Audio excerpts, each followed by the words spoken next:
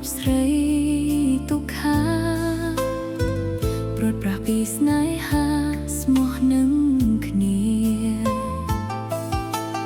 បងអើយក៏មកដាក់ទោសរូបស្រីក៏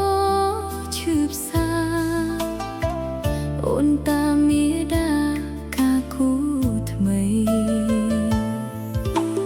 នឹកស្មានថាបានក្តីសុខតែប្រែជាទុកអាប់រស្មី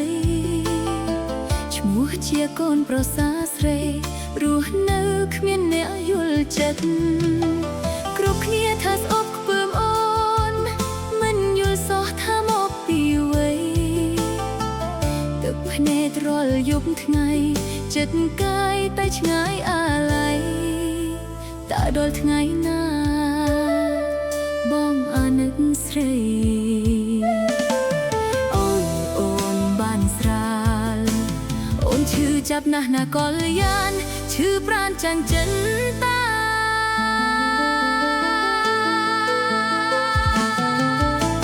សង្ឃឹមរំពឹងថ្ងៃមុខ